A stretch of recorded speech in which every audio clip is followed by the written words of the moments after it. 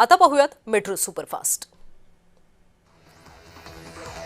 लोकसभा निवडणुकीचे आणखी एक खरात कनेक्शन उघडकीला आले। महिला नेत्या व्यतिरिक्त आणखी एक नेता सुद्धा खरातकडे गेल्याची माहिती आहे। निवडणुकीत यश मिळवण्यासाठी उमेदवारांनी भोंदूबाबाची मदत घेतली।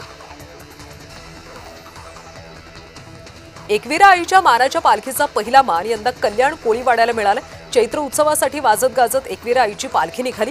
ठाणे जिल्ह्यातल्या ऐतिहासिक मानाची पालखी सोहळ्यात कल्याणकर मोठ्या उत्साहाने सहभागी झाले। रेल्वे तिकिटांच्या काळ्या बाजाराला आळा घालण्यासाठी रेल्वे मंत्री अश्विनी वैष्णव यांनी तिकीट परताव्याच्या नियमामध्ये बदल केल्याची घोषणा केली। नव्या नियमानुसार आता गाडी सुटण्याच्या 8 तासांपूर्वी तिकीट रद्द केल्यास प्रवाशांना कोणताही परतावा मिळणार नाही। नांदेडच्या अर्धापूर तालुक्यातल्या ग्रामीण भागामध्ये वेळेवर गॅस मिळत नसल्याने शहरातल्या गॅस एजन्सी कार्यालयाबाहेर रांगा पाहायला मिळाल्या। गॅस वेळेवर मिळत नसल्याने गॅसधारक यांनी नाराजी व्यक्त केली। वाळूज एमआयडीसी परिसरातल्या उद्योगांसाठी पाईपलाईनद्वारे गॅस वितरणासाठी सुमारे 100 कंपन्यांसोबत करार करण्यात आले। यापैकी 13 कंपन्यांना थेट पाईपने गॅस पुरवठा सुरू झाल्याने बंद पडलेले किंवा ठप्प झालेले उत्पादन पुन्हा सुरू झाले। भोंदू अशोक खरातवर आणखी एक गंभीर गुन्हा दाखल करण्यात आलाय। करिअर घडवण्याच्या आमिषाने तरुणीवर अत्याचार केल्याचा आरोप आहे। संमोहनाच्या माध्यमातून नियंत्रण मिळवत अत्याचार केल्याचा दावा करण्यात आला। नागपूर शहर परिवहन सेवा असलेली आपली बस बंद होण्याची शक्यता आहे। पेट्रोल डिझेलच्या तुटवड्यामुळे नागपूर महानगरपालिकेच्या आपल्या बसमधल्या डिझेलवर आधारित 65 बस आजपासून बंद होण्याची शक्यता आहे। डिझेल बस बंद झाल्यानंतर सुद्धा इलेक्ट्रिक बसची सेवा सुरळीत राहणार आहे। अहिल्यानगर जिल्हा पोलीस दलाने राबवलेल्या ऑपरेशन मुस्कान 3.0 मोहिमेला चांगलंच यश मिळाले।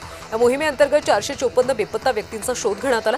यामध्ये 390 महिला आणि 60 मुलींचा समावेश आहे। त्यांना सुरक्षितपणे त्यांच्या कुटुंबियांच्या स्वाधीन करण्यात आलं।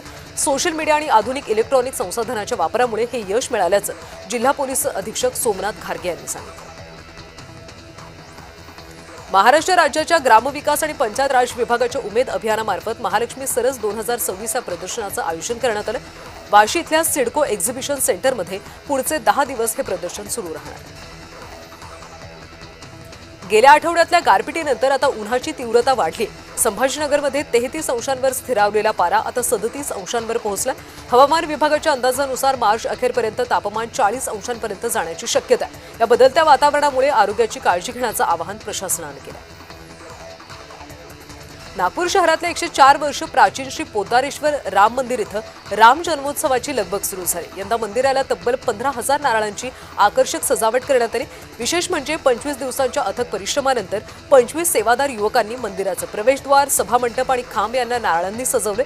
मौरी धाग्याचा वापर करून करण्यात आलेली ही सजावट भाविकांचं लक्ष वेधून घेतली।